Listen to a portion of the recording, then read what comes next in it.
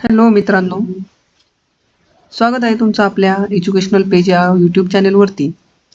तर आज आपण माहिती घेणार आहोत ही बी फार्म कोर्स काय आहे.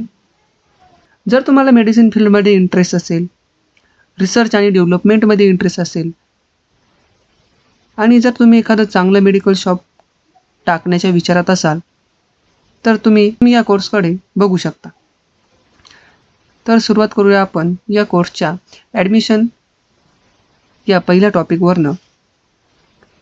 तर या कोर्समध्ये आपल्याला ॲडमिशन कसं घेता येईल, तर यासाठी आपण हे 12th हे सायन्स स्ट्रीममधून कंप्लीट करणं गरजेचं आहे. मिनिमम 50 ते 60% हे आपल्याला 12th सायन्समध्ये हवे आणि यामध्ये आपल्याला एंट्रन्स एक्झामसुद्धा क्रॅक कराव्या लागतात, जसं काही नीट किंवा CET. या दोन्हींपैकी कोणतीही एक एक्झाम आपण क्लिअर केली तरी हरकत नाही. पुढचा मुद्दा आहे आपला की ड्युरेशन काय असेल. तर हा कोर्स 4 वर्षांचा असतो आणि यामध्ये 8 सेमिस्टर हे शिकवले जातात. एका वर्षामध्ये 2 सेमिस्टर असतात. तर या कोर्ससाठी फीज काय असेल, तर फीज ही आपल्या कॉलेजनुसार डिपेंड करते किंवा कॉलेजवरती डिपेंड करते. जर गव्हर्नमेंट कॉलेज असेल तर खूप कमी फीज असते आणि जर आपण प्रायव्हेट कॉलेजमधनं जर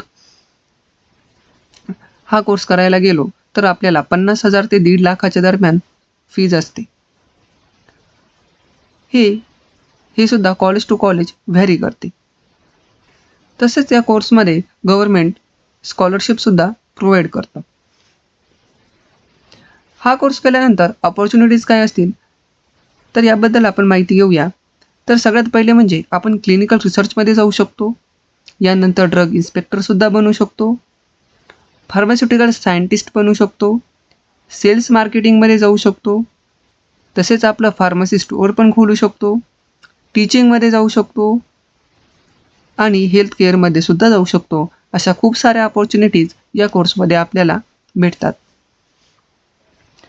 तर हा कोर्स केल्यानंतर आपल्याला सॅलरी काय असेल, तर सॅलरी ही आपण कोणत्या कॉलेजमधनं हा कोर्स केला आहे यावरती डिपेंड असते. जर तुम्ही चांगल्या गव्हर्नमेंट कॉलेजमधनं जर केलेली असेल तर तुमची स्टार्टिंग सॅलरी ही 40 ते 50,000च्या दरम्यान असते आणि जर तुम्ही प्रायव्हेट कॉलेजमधनं हा कोर्स केला तर तुमची सॅलरी ही 15 ते 25,000च्या दरम्यान सुरुवातीच्या काळात असते. तर या कोर्सनंतर आपण हायर एज्युकेशन काय घेऊ शकतो, तर आपल्याला अजून चांगलं पेमेंट हवं असेल किंवा आपल्याला अजून जर टीचिंग फील्डमध्ये जास्त इंटरेस्ट असेल तर आपण हायर एज्युकेशन म्हणून फार्मसीकडे बघू शकतो. त्यानंतर आपण PhD सुद्धा करू शकतो आणि MBA सुद्धा आपण करू शकतो.